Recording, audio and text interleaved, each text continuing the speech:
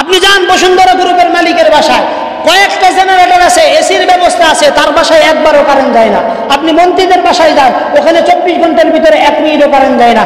আর যদি নিয়ম করা হতো যে একজন শ্রমিকের বাসায় যদি 8 ঘন্টা কারেন্ট না থাকে, প্রধানমন্ত্রী যিনি এই রাষ্ট্রের, তার বাসায় 8 ঘন্টা কারেন্ট থাকবে না, তখনই তিনি বুঝতে পারতেন বাস্তবতা কতটা ভিন্ন। মে মাস অনেক আসবে, কিন্তু শ্রমিকের হক আদায় হবে না। কারণ আজকের দিনে শ্রমিক যেই সমস্ত সংগঠনগুলো আছে, যাদেরকে আমরা সিবিএ নেতা বলি, যাদেরকে আমরা কি বলি, সিবিএ নেতা বলি, এরা সবাই পুঁজিবাদের দালাল। এরা সবাই কি বলেন, একটু আওয়াজ করে বলেন, এরা কাদের দালাল? পুঁজিবাদের দালাল। এই যে কোম্পানির যে মালিক আছে, ওই মালিকের দালাল। শ্রমিকের কাছ থেকেও সিবিএ নেতা টাকা খায়, সংগঠনের চাঁদা নেয়, আবার মালিকের কাছ থেকেও টাকা নেয়। এজন্য থানা পর্যায়ের সিবিএ নেতারা অনেকেই প্রায় 10 কোটি, 15 কোটি, 20 কোটি টাকার মালিক, আয়েশি জীবনযাপন। শ্রমিক ফেডারেশনের যেই সমস্ত নেতারা আছে, এরা সবাই কোটিপতি। এরা সবাই কি কোটিপতি? কি জন্য? এরা হইল মধ্যস্বত্বভোগী। মধ্যস্বত্বভোগী বুঝেন, কোনো কাজ নাই, কাম নাই, নিজের মেধা বিক্রি করে মালিকের কাছ থেকেও টাকা নিতেছে, শ্রমিকের কাছ থেকেও টাকা নিতেছে।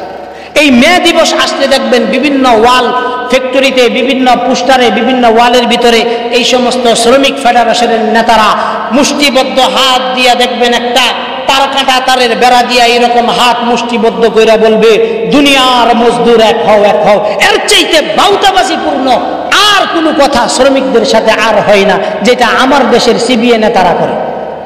যদি এইটা থাকতো, তাহলে ইসলামী শরিয়ার পক্ষ থেকে ভালুকা থানার জন্য নির্ধারিত একজন ইন্সপেক্টর থাকতো।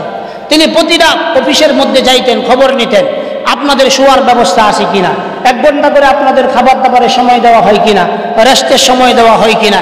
এগুলো কি এখন আছে?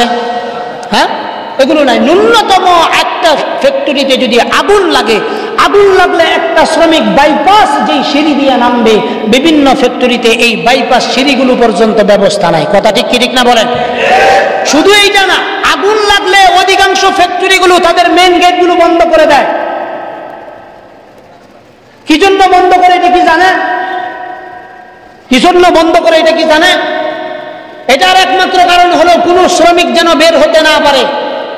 শ্রমিক যদি পুড়ে যায় এবং যেই সমস্ত শ্রমিক তাদের জবান বন্দি যদি দিতে পারে, ওই কোম্পানি ফেসে যেতে পারে। এই কারণে তারা অধিকাংশ ফ্যাক্টরিগুলোতে যতগুলো আগুন লাগে, ওই আগুন লাগার কারণে যেই মানুষগুলো মারা যায়, তার একমাত্র কেবলমাত্র কারণ হলো কোম্পানির মেইন গেটগুলো বন্ধ করে দেওয়া হয়। এই মেইন গেটগুলো বন্ধ করে দেওয়ার কারণে এই শ্রমিকরা আগুনের লেলিহানের ভিতরে পুড়ে অঙ্গার হয়, কিন্তু তাদেরকে ওখান থেকে বের হওয়ার সুযোগ দেওয়া। নইলে কত বছর আগে তাজরিন ফ্যাশনের ঘটনা ঘটলো, আশুলিয়ায় রানা প্লাজার ঘটনা ঘটলো। রানা প্লাজার যে রানা আছে, ওই রানার আদু পর্যন্ত কোনো উল্লেখযোগ্য বিচার হয়েছে? হ্যাঁ, আদু পর্যন্ত এই রানা প্লাজার কোনো বিচার হয় নাই, তাজরিন ফ্যাশনের কোনো বিচার হয় নাই। হামিম গ্রুপের পক্ষ থেকে যে অগ্নিকাণ্ডগুলো হয়েছে তাদের ফ্যাক্টরিতে, ওগুলোর কোনো বিচার হয় নাই। যদি এগুলোর সঠিক বিচার হইতো, কোনো কোম্পানির পক্ষে তার বাবারও ক্ষমতা ছিল না, সে যখন ফ্যাক্টরি করবে আগে তার অগ্নি নির্বাপক পদ্ধতিটা আগে সঠিকভাবে করত। এবং অগ্নি নির্বাপক পদ্ধতি যদি যেই ফ্যাক্টরিতে সঠিকভাবে না করবে, ওই ফ্যাক্টরিতে তো কোনোভাবেই লাইসেন্স দেওয়া কোনোভাবেই কোনো সরকারের পক্ষে, শ্রম মন্ত্রণালয়ের পক্ষে কখনো সম্ভব না। কিন্তু শ্রম মন্ত্রণালয়ে আপনি যান, ওখানে এমন এমন ব্যক্তি বসে রয়েছে, আপনি ফ্যাক্টরি না কি করতেছেন, আপনি কেমিক্যালের গুদাম করতেছেন না কি করতেছেন, কোনো কিছু দেখার প্রয়োজন নাই। আপনি মাল দিবেন, তারা আপনাকে লাইসেন্স দিয়ে দিবে। আপনি মাল দিবেন, তারা আপনাকে কি দিয়ে দিবে বলেন? লাইসেন্স দিয়ে দিবে। প্রিয় উপস্থিতি, আল্লাহ তাআলা দুনিয়ার ভিতরে মানুষকে কয়েকটা ভাগে ভাগ করেছে। তার ভিতরে আল্লাহ তাআলা দুনিয়ার শ্রেণী বিন্যাসের জন্য মা বাবার গর্ভ থেকে আমাদেরকে কাউকে আগে এনেছেন, কাউকে পরে এনেছেন।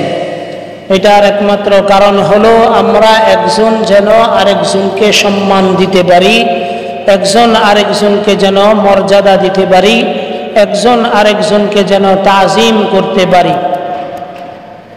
দুনিয়ার ভিতরে আসা সকল মানুষের ভিতরে আল্লাহ তাআলা কিছু সিরিয়াল মেনটেন করে মানুষকে দুনিয়াতে প্রেরণ করেছেন। বাবা আগে আসতেছে, বাবার পরে ছেলে আসতেছে, বাবার আগে তার বাবা আসতেছে, অর্থাৎ আমাদের দাদা আসতেছে। এটা দুনিয়াতে আসার সিরিয়াল আল্লাহ তাআলা আসার জন্য সিরিয়াল করে দিয়েছেন।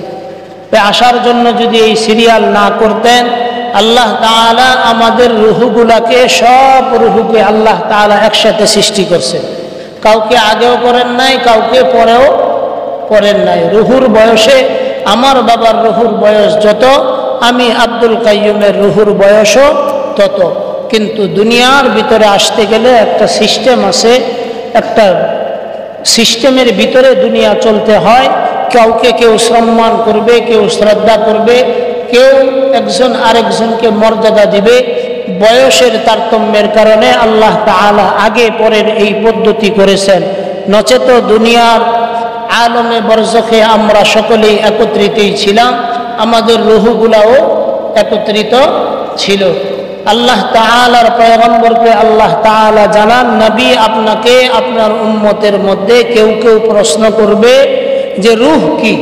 এই যে রূহটা আল্লাহ তাআলা সৃষ্টি করেছেন, এটা কি আমরা কেউ দেখছি? কেউ দেখছি? আমরা দেখি না। কিন্তু আল্লাহ তাআলা রূহ তো আমাদেরকে দিছেন, এটা সত্য, এবং এটা আমাদের মধ্যে বিদ্যমান আছে বিদায় আমরা চলতে পারতেছি, কথা বলতে পারতেছি, হাসি দিতেছি, চোখের পাতি নামাইতেছি, উঠাইতেছি, একজন আরেকজনের বাপ আদান প্রদান করতেছি। এই সব কিছু হলো রূহের কারিশমা। তো আল্লাহ রাসূলকে আল্লাহ তাআলা বলেন যে আপনাকে প্রশ্ন করবে রূহ সম্পর্কে। তো কোরআনে কারীমে আল্লাহ তাআলা এই কথাটা সুন্দর করে ফুটিয়ে তুলেছেন। আল্লাহ তাআলা বলেন, ইয়াসআলুনাকা আনির রূহ, নবীজি আপনাকে আপনার উম্মতের মধ্যে কেউ প্রশ্ন করবে, ইয়াসআলুনাকা আনির রূহ, রূহ কি জিনিস? আপনি উত্তর দেন, ইয়াসআলুনাকা আনির রূহ কুলির রূহু মিন আমরি রাব্বি। আপনি উত্তর দেন তাদেরকে যে রূহ হলো তোমার রবের পক্ষ থেকে একটা নির্দেশ। একটা কি নির্দেশ? আল্লাহ তাআলা এটাকে নির্দেশ দিয়েছেন, কুন ফায়াকুন, হয়ে গেছে। আল্লাহ তাআলা আদেশ করছেন, রূহ তুমি হয়ে যাও, হয়ে গেছে। এজন্য রূহের ক্ষেত্রে রূহের বয়স সকলের বয়সের সামঞ্জস্য। আল্লাহ রাসূলের রূহের বয়স যত, আমাদের রূহের বয়সও তত। রূহগুলোকে আল্লাহ তাআলা আগে পরে সৃষ্টি করেন নাই, একসাথে সৃষ্টি করেছেন। কিন্তু দুনিয়াতে আসার যে তারতম্য, এখানে আল্লাহ তাআলা সিরিয়াল মেনটেন করেছেন। কি জন্য করেছেন? যেন একজন আরেকজনকে সম্মান দিতে পারি, মর্যাদা দিতে পারি। বাবা যেন তার সন্তানকে স্নেহ করতে পারে, সন্তান যেন তার বাবাকে সম্মান দিতে পারে। ঠিক তদ্রূপ দুনিয়ার ভিতরে আল্লাহ তাআলা অনেককে সম্পদ দিয়েছেন, আবার অনেককে এই সম্পদের ভিতরে অংশীদার করে দিয়েছেন। কথা বুঝেন নাই? আমাদেরকে আল্লাহ তাআলা অনেককেই আল্লাহ তাআলা অডেল সম্পদের মালিক বানিয়েছেন। বানাইছেন কি বানাইছেন না? আমাদের এই দেশে যারা ফ্যাক্টরির মালিক, ইন্ডাস্ট্রির মালিক, বা যারা এই দেশের শাসকবর্গ আছেন, তাদেরকে আল্লাহ তাআলা আমাদের অধীনস্থ নেতা বানিয়ে দিয়েছেন। কি বানিয়ে দিয়েছেন? নেতা বানিয়ে দিয়েছেন। তাদের উপর আমাদের হক আছে, আমাদের উপরও তাদের হক আছে। যারা আমাদের মধ্যে সম্পদশালী, তাদের মধ্যে আমাদের হকগুলোর বিন্যাস আজকে ইনশাআল্লাহ আমরা করব। যেহেতু আগামী কয়েকদিন পরেই আমাদের 1 মে আসতেছে বিশ্ব শ্রমিক দিবস। এই শ্রমিক দিবস এই জন্য আমরা চাইতেছি শ্রমজীবী মানুষ এবং যারা মালিক শ্রেণী আছে, উভয় বিষয়ে কিছু কথা আমাদের মসজিদের মিম্বর থেকে বলে রাখা। এজন্য বলে রাখা, ধনী গরিবের বৈষম্য এটা আল্লাহ তাআলা পছন্দ করেন না। ধনীদের মধ্যে আল্লাহ তাআলা যাদেরকে সম্পদ দান করেছেন, এটা আল্লাহ তাআলা নিজের অনুগ্রহে দান করছেন। কি করছেন? আল্লাহ তাআলা নিজের অনুগ্রহে দান করেছেন। এটা কেউ তার নিজের ক্ষমতা বলে সে সম্পদের মালিক হইতে পারছে এই রকম কিছু না, বা তার নিজের কর্তৃত্ব বলে সে সম্পদের মালিক হয়েছে এই রকমও কিছু না। আল্লাহ তাআলা যাকে ইচ্ছা তাকে দুনিয়াতে সম্মান দিয়েছেন। অনেক শিক্ষিত মানুষ আছে যার শিক্ষার কোনো শেষ নাই, তারপরেও সে অন্যের কাছে হাত পেতে চলতে হয়। আবার এমন মূর্খ মানুষ আছেন যার কোনো জ্ঞান নাই, কোনো কিছু নাই।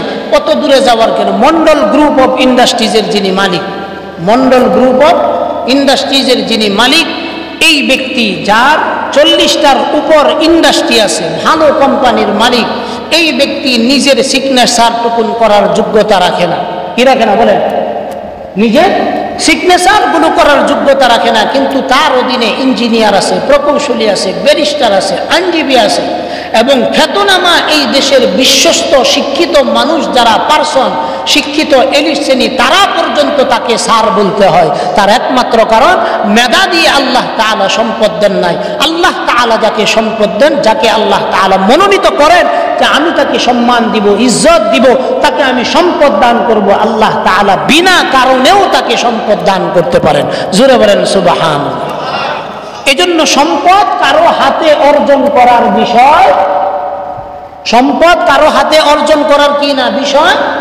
আমরা যদি মনে করি যে আমি নিজ বলে অনেক সম্পদের মালিক হয়ে যাব, এটা ভুল কথা।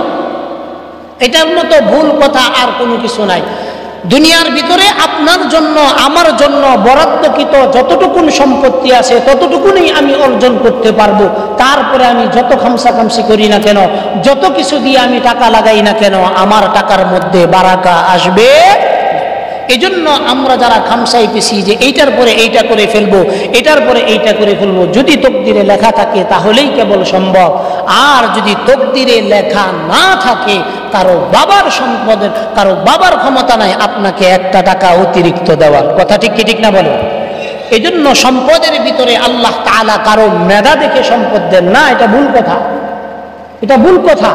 সম্পদ আল্লাহ তাআলা কাউকে মেধা দেখে দেন না, বরঞ্চ আল্লাহ তাআলা যাকে পছন্দ করেন তাকেই কেবল সম্পদের মালিক বানান। জুড়ে বলেন সুবহানাল্লাহ।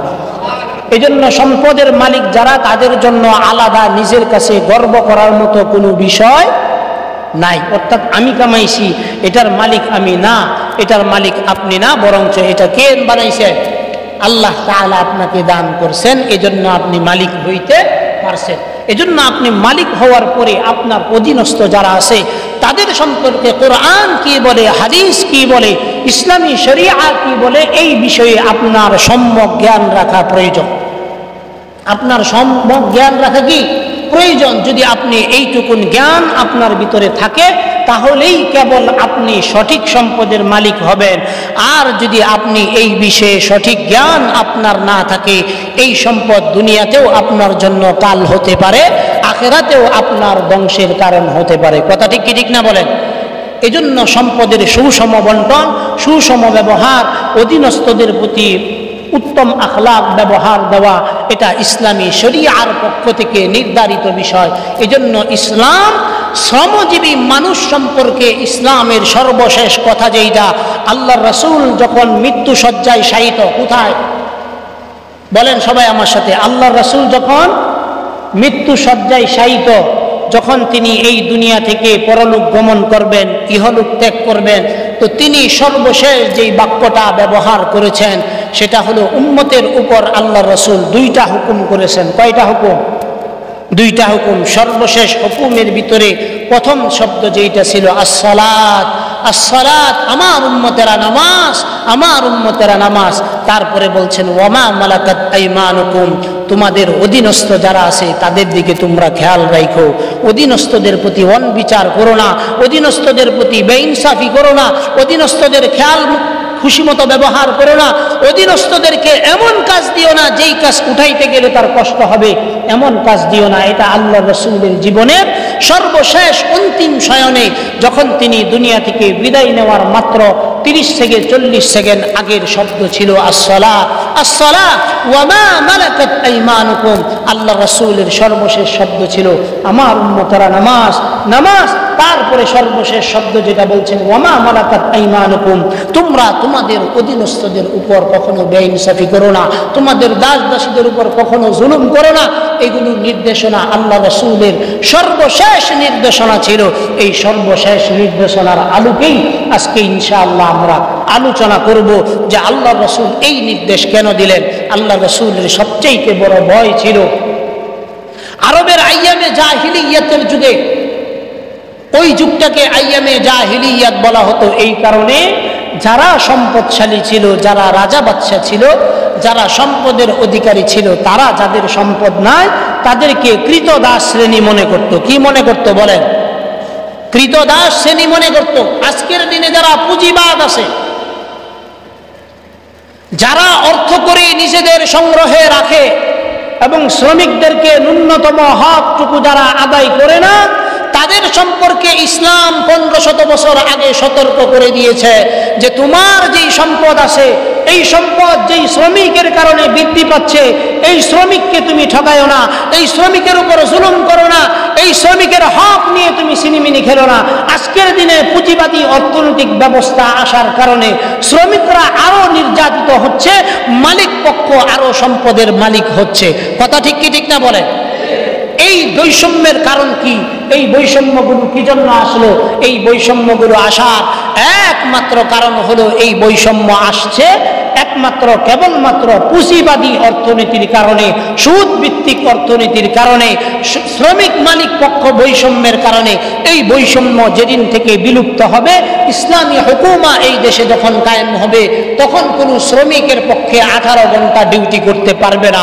সর্বোচ্চ যদি করায় তাকে 12 ঘন্টা করাইতে পারবে, তার বেশি কোনো মালিকের পক্ষেও 1 মিনিট কোনো শ্রমিককে খাটানোর কোনো ক্ষমতা থাকবে না। কিন্তু আমাদের দেশে 24 ঘন্টা পর্যন্ত ডিউটি হয়। কথা ঠিক নাকি ঠিক না?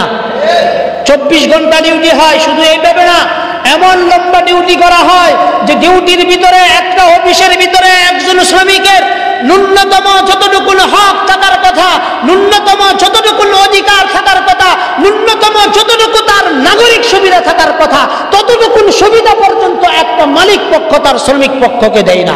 এই না দেওয়ার কারণে, এই বৈষম্যের কারণে আজকের দিনে মিডল ইস্টে, আজকের এই গার্মেন্টস সেক্টরে যেই সমস্ত শ্রমিকরা কাজ করতেছে, তাদের বেতন 12,000 টাকা 14,000 টাকা দিতে শ্রমিক পক্ষের কষ্ট হয়।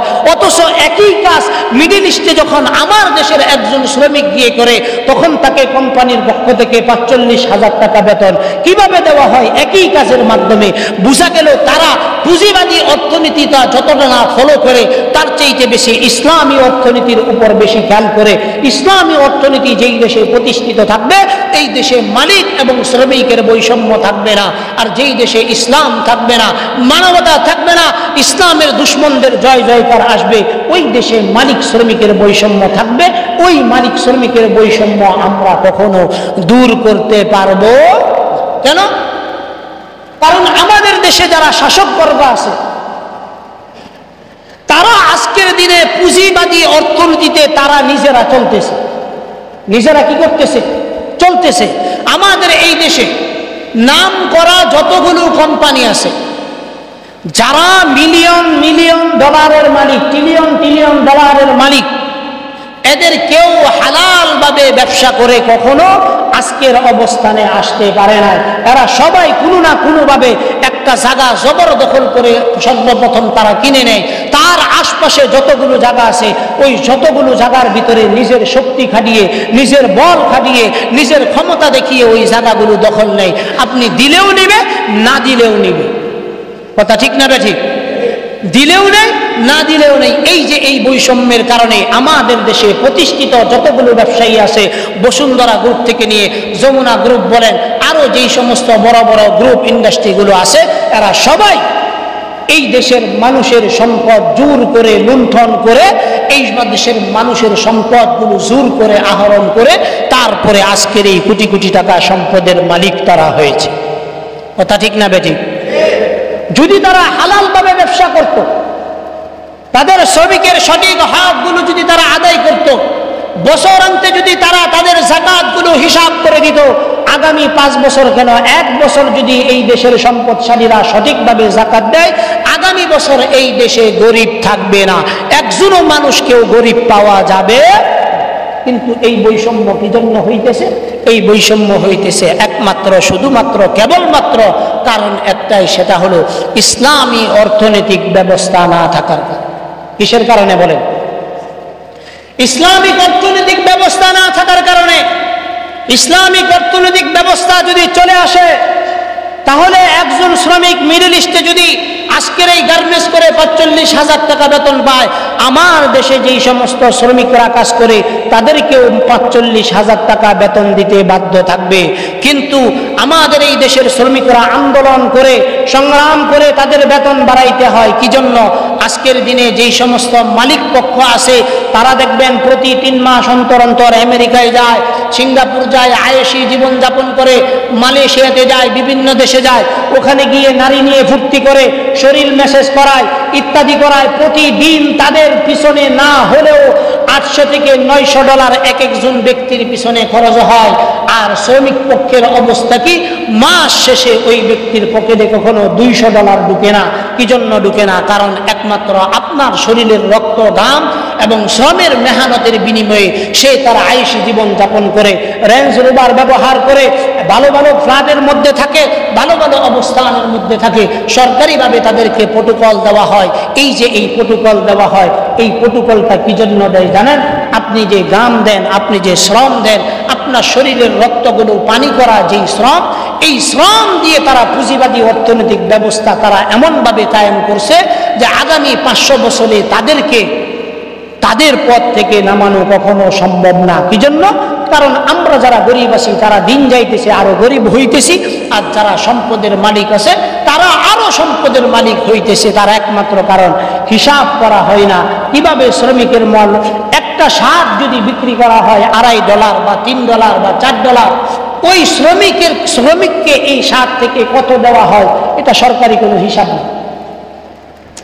একটা প্যান্ট, জিন্সের প্যান্ট, এই জিন্সের প্যান্ট যদি বহির রাষ্ট্রে তারা $10 বিক্রি করে, এই প্যান্ট থেকে যেই শ্রমিকের মাধ্যমে এই প্যান্টটা তৈরি হয়, এই শ্রমিককে সর্বোচ্চ দেওয়া হলে একটা প্যান্টের পিছনে $1 থেকেও আরো কম দেওয়া, $1 থেকেও আরো কি দেওয়া হয়?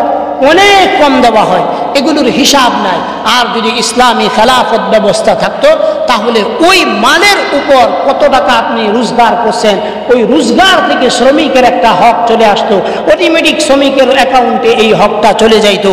এই হকটা যখন চলে যাইতো তখন আর এই বৈষম্য থাকতো না। এই বৈষম্যের একটা ধারা আস্তে আস্তে আমাদের থেকে চলে যাইতো। কিন্তু এই বৈষম্য আমাদের থেকে কখনো দূরে যাবে না। কি জন্য যাবে না?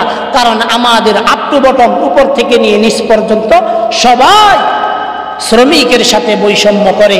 আজকের এই মে মাসের অঙ্গীকার আমরা অতটুকুন করতে পারি যে আমরা এই মে মাসে অন্তত নিজেদের যারা শ্রমিক আছে, নিজেদের যারা অধীনস্থ আছে, অধীনস্থদের হক আমরা আদায় করে চলব। অধীনস্থদের যা পাওনা দাওনা আছে তা আমরা বুঝিয়ে দিব। যদি এতটুকুন আমরা করতে পারি, মে মাস অনেক আসবে কিন্তু শ্রমিকের হক আদায় হবে না। কারণ আজকের দিনে শ্রমিক যেই সমস্ত সংগঠনগুলো আছে, যাদেরকে আমরা সিবিএ নেতা বলি, যাদেরকে আমরা কি বলি? সিবিএ নেতা বলি, এরা সবাই পুঁজিবাদের দালাল। এরা সবাই কি বলেন? একটু আওয়াজ করে বলেন, এরা কাদের দালাল? পুঁজিবাদের দালাল। এই যে কোম্পানির যে মালিক আছে, ওই মালিকের দালাল। শ্রমিকের কাছ থেকেও সিবিএ নেতা টাকা খায়, সংগঠনের চাঁদা নেয়, আবার মালিকের কাছ থেকেও টাকা নেয়। এজন্য থানা পর্যায়ের সিবিএ নেতারা অনেকেই প্রায় 10 কোটি, 15 কোটি, 20 কোটি টাকার মালিক, আয়েশি জীবনযাপন। শ্রমিক ফেডারেশনের যেই সমস্ত নেতারা আছে এরা সবাই কোটিপতি। এরা সবাই কি? কোটিপতি। কি জন্য? এরা হইল মধ্যস্বত্বভোগী। মধ্যস্বত্বভোগী বুঝেন? কোনো কাজ নাই, কাম নাই, নিজের মেধা বিক্রি করে মালিকের কাছ থেকেও টাকা নিতেছে, শ্রমিকের কাছ থেকেও টাকা নিতেছে। এই মে দিবস আসলে দেখবেন বিভিন্ন ওয়াল ফ্যাক্টরিতে, বিভিন্ন পোস্টারে, বিভিন্ন ওয়ালের ভিতরে এই সমস্ত শ্রমিক ফেডারেশনের নেতারা মুষ্টিবদ্ধ হাত দিয়ে দেখবেন একটা তার কাটা তারের বেড়া দিয়া এরকম হাত মুষ্টিবদ্ধ করে বলবে, দুনিয়ার মজদুর এক হও, এক হও। এর চাইতে বাউতাবাজিপূর্ণ আর কোনো কথা শ্রমিকদের সাথে আর হয় না, যেটা আমার দেশের সিবিএ নেতারা করে। কথা ঠিক না রে? ঠিক। আমার দেশের এই সমস্ত মধ্যভোগী নেতারা, তারা আমার দেশের শ্রমিক নিয়ে যেই পরিমাণ খেলা করে, পৃথিবীর আর কোন দেশের শ্রমিকদের নিয়ে এভাবে খেলা করতে পারে। এই দেশে যখন তাজরিন ফ্যাশনে আগুন লাগলো, রানা প্লাজায় আগুন লাগলো, অসংখ্য শ্রমিক মারা গেল, আদৌ পর্যন্ত কোন শ্রমিককে সরকারিভাবে এবং তাদের প্রতিটা হক আদায় করে কোনো বিচার কার্যক্রম এই দেশে শেষ পর্যন্ত হয় না। যদি শেষ পর্যন্ত একটা ঘটনার বিচার হইতো, কোন মালিকের বাবার পক্ষে ক্ষমতা ছিল না, একজন শ্রমিক পুড়ে গেছে, তার পরিবার দাবি করছে যে আমার ছেলে এই ফ্যাক্টরিতে কাজ করে, কিন্তু এটা অস্বীকার করবে, কারো বাবার পক্ষে এটা ক্ষমতা ছিল না। কিন্তু আমাদের শাসকবর্গ থেকে নিয়ে শোষক পর্যন্ত সবাই এমন একটা অবস্থা হয়ে গেছে, শ্রমিকের উপর শুধু শোষণই করতেছে, শ্রমিক থেকে শুধু নিতেছে, কিন্তু শ্রমিকের হক কখনো ফিরিয়ে দেওয়ার নিয়ত কারো ভিতরে নেই। কথা ঠিক না বেঠিক? এখন আজকের দিনে যারা সিবিএ নেতা আছে, যারা শ্রমিকদেরকে বলবে দুনিয়ার মজদুর এক হও, বুঝবেন এদের মতো বাউতাবাস, এদের মতো জাতীয় বাটপার, এদের মতো জাতীয় হিটলার, এদের মতো জাতীয় চুগলখোর, এদের মতো জাতীয় গীবতকারী, এদের মতো জাতীয় শাকায়াতকারী এই পৃথিবীর ভিতরে আর নাই। তাজরিন ফ্যাশনে এবং রানা প্লাজা সহ আরো যতগুলো দুর্ঘটনা আমাদের এই দেশে ঘটছে, সবগুলো থেকে মধ্যস্বত্বভোগী যারা এই সিবিএ নেতারা কোটি কোটি টাকার মালিক হয়েছে, কিন্তু যারা পুরছে, যাদের পরিবার ক্ষতিগ্রস্ত হয়েছে, তারা সামথিং কয়েক টাকা পাইছে, কিন্তু মধ্যস্বত্বভোগী এই সমস্ত শ্রমিক ফেডারেশনের নেতারা কোটি কোটি টাকার মালিক বনে গেছে এই সমস্ত অগ্নিকাণ্ড এবং বিভিন্ন দুর্ঘটনার কারণে। কথা ঠিক কি ঠিক না বলেন? কিন্তু তাদেরকে কখনো আপনি ধরতে পারবেন না, তাদেরকে আপনি কখনো কি করতে পারবেন না, ধরতে পারবেন না। কি জন্য ধরতে পারবেন না? এরা সবসময় দরাছোয়ার বাহিরে, এরা সবসময় কি দরাছোয়ার বাহিরে। তারা যখন আন্দোলন হয়, আন্দোলনের ভিতরে দেখবেন শ্রমিকদের সাথে পক্ষ মেলায়, পক্ষ মিলে এসে এরা দেখবেন মাইকটা হাতে নিয়ে গরম বক্তৃতা দেয়, অমুক সন থেকে নিয়ে আমরা অমুক আন্দোলন করতেছি, আমাদের শ্রমিকদের হকগুলো যদি আপনারা বুঝিয়ে না দেন আমরা এই দেশ অচল করে ফেলবো, রোজগার সব কিছু। এগুলো সব বাটপারি, এগুলো সব কি বলে বাটপারি। এই চাইতে বড় বাটপারি আমার কাছে আর কিছু মনে হয় না, সিবিএ নেতারা যত বড় বাটপার। এখন মনে করেন এই কথাগুলো যখন মিডিয়াতে প্রচার হবে, তো তারা কইব যে হুজুররা এগুলো করতে জানে। কারণ আমরা যখন ইসলামের সাথে যখন সম্পৃক্ত থাকি, কিসের সাথে বলেন? ইসলাম যখন আমাদেরকে সকলের অধিকার সম্পর্কে সঠিক কথাগুলো আমাদেরকে মেসেজ কারণ আসছে, জানাটা বন্ধ করো,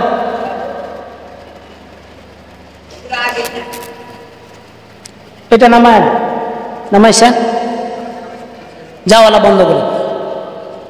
খেয়াল করেন, আমার সময় কম, অল্প সময়ের ভিতরে আমার সবগুলো কথা শেষ করতে হবে এবং বলতে হবে, জরুরি। আপনারা এদিকে খেয়াল করেন, কোনো কথা নাই, তাদের কাজ তারা করুক। ইসলামী অর্থনীতি বলে একজন মালিক এবং শ্রমিকের কি কি অধিকার থাকা চায়, এই বিষয়ে আমাদের যৎসামান্য কিছু ধারণা নেওয়া প্রয়োজন। ইসলাম বলে যে একজন শ্রমিক সে যখন তার শ্রম দেয়, কি দেয় বলেন? শ্রম দেওয়ার সাথে সাথে তার শরীরের ঘামগুলো শুকানোর সাথে সাথেই তার যে পাওনা দাওনা আছে এই পাওনা দাওনা বুঝিয়ে দাও। ইসলাম বলে এইটা, ইসলাম বলে কি এইটা। আর আমাদের এই দেশে পুঁজিবাদী অর্থনীতি বলে যে মাস শেষ হবে, মাস শেষ হওয়ার পর আরেক মাস আসবে, 8 তারিখ 9 তারিখ হবে, শ্রমিকের পাওনা বুঝায় দেয়। পাওনা বুঝায় দেওয়ার ভিতরেও এখানে তাদের ভিতরে একটা কার্পণ্যতা আছে। আপনার বেতন থেকেও তারা 10% কেটে রাখে। কয় পার্সেন্ট বলেন? 10% কেটে রাখে। এই যে আপনি যে আসা যাওয়ার যে সময়টা, এই সময় থেকেও তারা 1 ঘন্টা কেটে নেয়। আপনি দুপুরবেলা খান, ওই এখান থেকেও 1 ঘন্টা কেটে নেয়।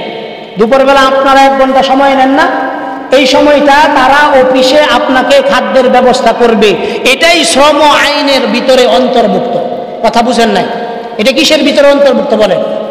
আপনি যখন অফিস আওয়ারে থাকবেন, 1 ঘন্টা পর আপনাকে ন্যূনতম 2 ঘন্টা রেস্টের ব্যবস্থা এটা কোম্পানির পক্ষ থেকে করতে হবে। এটাই শ্রম আইনের বিধান। এটা কিসের বিধান বলেন? শ্রম আইনের বিধান এটা। আমাদের এই দেশের কথা বাদ দেন, পার্শ্ববর্তী দেশ চায়না, কোথায়? চায়না প্রতি 7 ঘন্টায় 1 ঘন্টা আপনাকে রেস্ট নিতে হবে বাধ্যতামূলক। কি নিতে হবে বলেন? 1 ঘন্টা রেস্টের ব্যবস্থা থাকবে, 7 ঘন্টায় 1 ঘন্টা। তাইলে আপনি যদি 16 ঘন্টায় কাজ করেন, অর্থাৎ 14 ঘন্টা কাজ করেন, তাহলে আপনার আরো 2 ঘন্টা রেস্টের টাইম পাইবেন। তাইলে কয় ঘন্টা হইল? তার ভিতরে আপনাকে 1 ঘন্টা দেওয়া হবে খাবারের জন্য। এটাও কোম্পানি আপনার বেতনের ভিতরে অন্তর্ভুক্ত করবে। এটাও আপনার কোম্পানি কি করবে? আপনার বেতনের ভিতরে অন্তর্ভুক্ত করবে। অফিস আওয়ারের ভিতরে এই টাইমটা নির্ধারণ হবে। আপনারা বলেন, আপনারা যারা এই আমাদের এই দেশের অফিস আদালতগুলোতে এবং বিভিন্ন শ্রম কারখানায় কাজ করেন, আপনাদের এই ঘন্টাগুলো কি তারা ধরে? সবাই বলেন, কি জন্য ধরে না বলেন? কি জন্য ধরে না? এক কথায় উত্তর দেন যে ইসলামী শরিয়া না থাকার কারণে। বলেন, সবাই বলেন, ইসলামী শরিয়া না থাকার কারণে।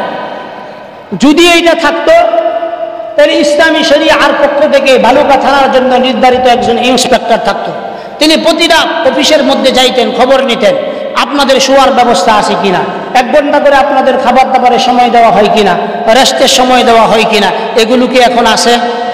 হ্যাঁ, এগুলো নাই। ন্যূনতম একটা ফ্যাক্টরিতে যদি আগুন লাগে, আগুন লাগলে একটা শ্রমিক বাইপাস যেই সিঁড়ি দিয়ে নামবে, বিভিন্ন ফ্যাক্টরিতে এই বাইপাস সিঁড়িগুলো পর্যন্ত ব্যবস্থা নাই। কথা ঠিক কি ঠিক না বলেন? শুধু এইটা না, আগুন লাগলে অধিকাংশ ফ্যাক্টরিগুলো তাদের মেন গেটগুলো বন্ধ করে দেয়। কি জন্য বন্ধ করে এটা কি জানেন? কি জন্য বন্ধ করে এটা কি জানেন? এটার একমাত্র কারণ হলো কোনো শ্রমিক যেন বের হতে না পারে। শ্রমিক যদি পুড়ে যায় এবং যেই সমস্ত শ্রমিক তাদের জবান বন্দি যদি দিতে পারে, ওই কোম্পানি ফেঁসে যেতে পারে। এই কারণে তারা অধিকাংশ ফ্যাক্টরিগুলোতে যতগুলো আগুন লাগে, ওই আগুন লাগার কারণে যেই মানুষগুলো মারা যায় তার একমাত্র কেবলমাত্র কারণ হলো কোম্পানির মেন গেটগুলো বন্ধ করে দেওয়া হয়। এই মেন গেটগুলো বন্ধ করে দেওয়ার কারণে এই শ্রমিকরা আগুনের লেলিহানের ভিতরে পুড়ে অঙ্গার হয়, কিন্তু তাদেরকে ওখান থেকে বের হওয়ার সুযোগ দেওয়া। নইলে কত বছর আগে তাজরিন ফ্যাশনের ঘটনা ঘটলো, আশুলিয়ার রানা প্লাজার ঘটনা ঘটলো। রানা প্লাজার যে রানা আছে, ওই রানার আদু পর্যন্ত কোনো উল্লেখযোগ্য বিচার হয়েছে? হ্যাঁ, আদু পর্যন্ত এই রানা প্লাজার কোনো বিচার হয় নাই, তাজরিন ফ্যাশনের কোনো বিচার হয় নাই। হামিম গ্রুপের পক্ষ থেকে যে অগ্নিকাণ্ডগুলো হয়েছে তাদের ফ্যাক্টরিতে, ওগুলোর কোনো বিচার হয় নাই।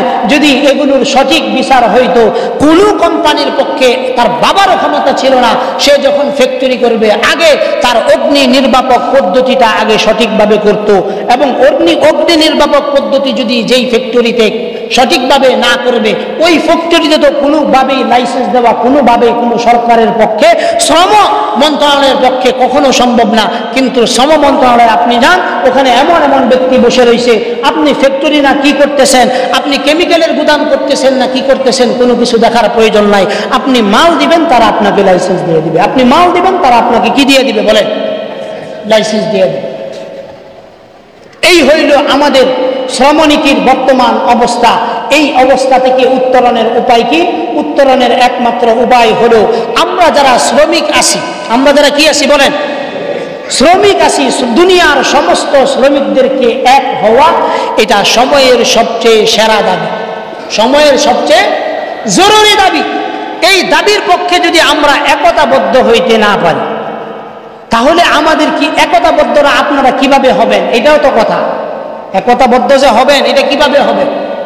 যেই সমস্ত ভালো ভালো ফ্যাক্টরিগুলো আছে, যেগুলো তাদের শ্রমিকদের অধিকার সম্পর্কে সচেতন, মাস শেষ হওয়ার সাথে সাথেই বেতন দিয়ে দেয়, ওই সমস্ত ফ্যাক্টরিগুলো সরকারিভাবে বিভিন্নভাবে বন্ধ করার জন্য পায়তারা চলতেছে।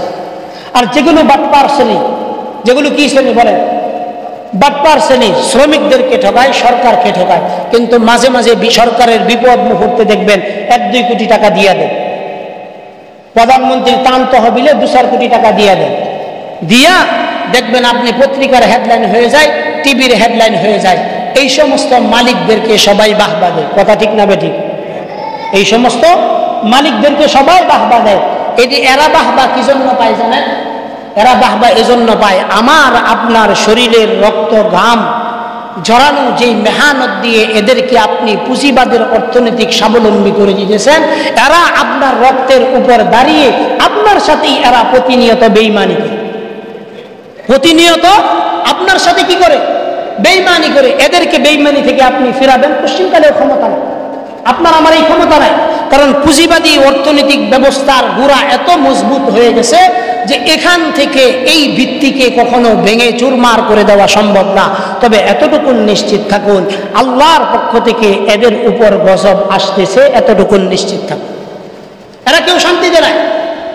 আজকের দিনে বড় বড় কোম্পানির মালিকরা কেউ ওষুধ খাওয়া ছাড়া ঘুমাইতে পারে না। বিশ্বাস হয় না কথা? ঘরের ভিতরে শান্তি নাই। সন্তান মা বাবার সামনে পিস্তল তাক করে রাখে, কথা কইবা আর গুলি করে দেয়। আমিন জুয়েলার্সের মালিকের পুত্র একটা কুসন্তান আছে, এমন কোনো আকাম নাই এই দেশে যে সে না করছে। বাবারও কিছু তারে বলার ক্ষমতা নাই। কেন? কারণ হারাম উপার্জন করতে করতে এমন একটা অবস্থা হয়ে গেছে, বাবাও হারাম, সন্তানও হারাম, বউও হারাম, সব কিছুই হারাম। ওই হারাম চলতে চলতে এমন একটা পর্যায়ে হয়ে গেছে যে পুরা পরিবারের ভিতরে শুধু হারাম আর হারাম। এই হারাম হওয়ার কারণে ছেলে শুনে না বাবার কথা, বাবা শুনে না ছেলের কথা, বউ শুনে না স্বামীর কথা। দেখবেন স্বামী ঘরের মধ্যে আইসা ঔষধ খায়া ঘুমায়, স্ত্রী রাতের গভীরে অন্য পুরুষের সাথে, জোয়ান ছেলেদের সাথে নষ্টি ফষ্টি করতেছে। কথা ঠিক না বেঠিক? শান্তি কোত্থেকে আসে বলেন? শান্তি কোত্থেকে আসে? আল্লাহর পক্ষ থেকে আসে। এজন্য আপনি যখন শ্রম দিবেন ইখলাসের সাথে দিবেন। আপনি যখন শ্রম দিবেন কিসের সাথে দিবেন? ইখলাসের সাথে দিবেন। কোম্পানির একটা চুল পরিমাণ নাট বল্টুও যেন আপনার পকেটে না ঢুকে। এখন তো আর সেই ব্যবস্থা নাই, নাট বল্টু আনা বা একটা সুতার গুড়ি আনা, এগুলোর ব্যবস্থা এখন আর নাই। কারণ গেটের মধ্যে যেই পরিমাণ সিকিউরিটি ব্যবস্থা, এখন আর কারো পক্ষে এগুলো আনা সম্ভব না। গেছে গা, গেছে গা।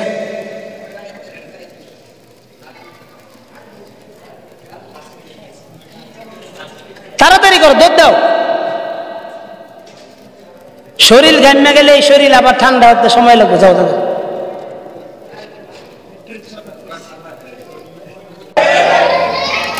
নইলে এত বড় বড় উন্নতি করতে করতে উমুক রাস্তা তুমুক রাস্তা, রাস্তার মধ্যে যায় কি হল হুমু না ঘরের মধ্যে হুমু? কত বড় বড় রাস্তা আমগর দরকার নাই। আমগর তো দরকার যে একটু 24 ঘন্টা যাতে একটু কারেন্টের ব্যবস্থাটা থাকে। এইটা কি এখন আমরা পাইতেছি? পশ্চিমকালেও আর পাওয়া সম্ভব না। কারণ আগেকার গ্রাম দেশে পাইনাপেল বিস্কুট আইতো না 10-15 বছর আগে? পাইনাপেল বিস্কুটের ভিতরে অনেকগুলো কাগজ থাকতো, দেখতেন? কিন্তু পাইনাপেলের উপরে যে প্যাকেটে যে গেটআপটা দেখলে খুব সুন্দর লাগতো না? মনটা কয় মাঝে মাঝে যে আগে যখন পাইনাপেল কিনতাম, তখন পাইনাপেল কেনার পরে দেখতাম 3টা হইরে বিস্কুট প্লাস্টিকের 2 লাইনের ভিতরে। কিনতাম কত দেয়া? 20 টাকা দিয়া। কয় টাকা দিয়া? তো বিস্কুট খোলার পরে যখন খালি দেখতাম এই কাগজ দা পুরা বিস্কুটের প্যাকেট ভর্তি, মাত্র 3টা হইরে 6টা বিস্কুট আছে, তখন মন চাইতো যে বিস্কুটের ভিতরে যেটা আছে এইটা তুই বিস্কুটের প্যাকেট সাবায়া খায়। কথা ঠিক না বেটি? মানে আমগর দেশের অবস্থা হয়েছে যে উপরটা শুধু খালি বাংলাদেশটা ফুল আছে, কি আছে? তলার মধ্যে যা কিচ্ছু নাই। তলার মধ্যে যা আছে এগুলো কি নাই? কিছু নাই। এটার একমাত্র কারণ কি? এটার একমাত্র কারণ হইল আমরা এমন এক জাতি যে আমরা ঋণ কইরা পোলাও মাংস খাই, কিন্তু নিজে মেহনত করে একটু সফর ভত্তা নাল্লা শাক দিয়ে খায়াম, এই ব্যবস্থার মধ্যে আমরা নাই। বুঝেন না এই কথা? আমরা এই এত এত টাকা ঋণ কইরা পদ্মা সেতু দরকারটা কি? আমরা এখন একটু আরামে ঘুমাইতে পারি না। রাইতের ভিতরে আপনি মনে করেন 2 ঘন্টা কারেন্ট থাকে না। এই যদি 5টা ঘন্টা যদি সঠিকভাবে কারেন্ট থাকতো, শ্রমজীবী মানুষ একটু শ্রম করে আসার পর একটু আরামে তো আমরা ঘুমাইতে পারতাম। কথা ঠিক না বেঠিক? আরামে ঘুমের যে একটা ব্যবস্থা, এটা পর্যন্ত এখন আর আমাদের মধ্যে নাই। এই না থাকার কারণে এখন আমরা যে বলবো কারে কমু, কথা কইবেন আর পুলিশ আইব, থানাত লয়ে যাব, রিমান্ডে চালান দিব, পিছন দাও গরম ডিম দিব, সামনে দাও গরম ডিম। কথা বুঝেন নাই? কথা আপনি পুঁজিবাদের বিরুদ্ধে কথা বলবেন, আপনার পুরো পরিবারকে তারা অস্তিত্ববিহীন করে ফেলবে। পুঁজিবাদের মজবুতি এত জায়গায় হয়ে গেছে। আপনি যান বসুন্ধরা গ্রুপের মালিকের বাসায়, কয়েকটা জেনারেটর আছে, এসির ব্যবস্থা আছে, তার বাসায় একবারও কারেন্ট যায় না। আপনি মন্ত্রীদের বাসায় যান, ওখানে 24 ঘন্টার ভিতরে 1 মিনিটও কারেন্ট যায় না। আর যদি নিয়ম করা হতো যে একজন শ্রমিকের বাসায় যদি 8 ঘন্টা কারেন্ট না থাকে, প্রধানমন্ত্রী যিনি এই রাষ্ট্রের, তার বাসায় 8 ঘন্টা কারেন্ট থাকবে না, তখনই তিনি বুঝতে পারতেন বাস্তবতা কতটা ভিন্ন। কিন্তু এগুলো কি আমরা বলতে পারবো? বলার কোনো সুযোগ আছে? বললেই তো আমাদের সমস্যা, বললেই আমাদের সমস্যা। এগুলো আমরা এখন বলার মতো কি নাই, কোনো সুযোগ নাই। এজন্য দোয়া করা, আল্লাহ যেন আমাদের এই মানচিত্রকে হেফাজত করে। এই মানচিত্রের ভিতরে এই মুহূর্তে সবচেয়ে বেশি আমরা কষ্টের মধ্যে আছি, সেইটা হলো এই যে আমাদের পার্শ্ববর্তী দেশের পার্শ্ববর্তী ভাইয়েরা আমাদের এই দেশকে বিভিন্নভাবে গ্রাস করার জন্য নতুন করে তারা কিছু পায়তারা করতেছে। ইতিপূর্বে আপনারা হিন্দুদের কোনো মূর্তি পূজার মধ্যে দেখছেন যে অস্ত্র নিয়ে তারা পূজা পালন করতে কোথাও দেখছেন? কিন্তু ইদানিং 1 বছর যাবত প্রতিটা পূজা মণ্ডপের ভিতরে তারা অস্ত্র দেখিয়ে দেখিয়ে তারা মিছিল করতেছে, করতেছে। এগুলো কিসের আলামত?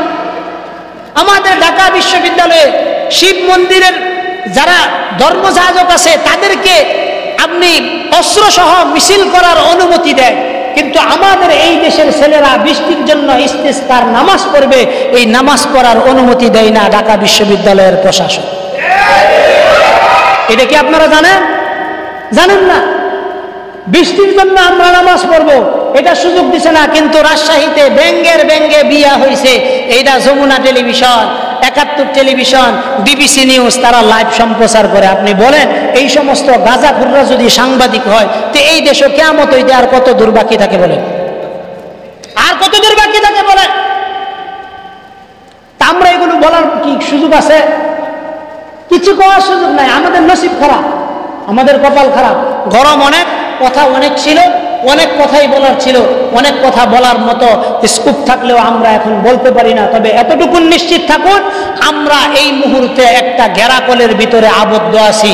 আমরা যদি আগামী দিনে আমাদের এই দেশের স্বাধীন সার্বভৌমত্বকে যদি আমরা হেফাজত করতে চাই, ওই যে ঈদের আগের জুমায় বলছিলাম যে আমাদের এই দেশে যুবতী মেয়েদেরকে যারা টার্গেট করে তাদের সতীত্ব নষ্ট করার জন্য যেই সমস্ত হিন্দু ভাইয়েরা পায়তারা করতেছে, তাদের বিষয়ে আমাদের একটু সজাগ থাকা, ঘরের ভিতরে এই কথাগুলো আলোচনা করা।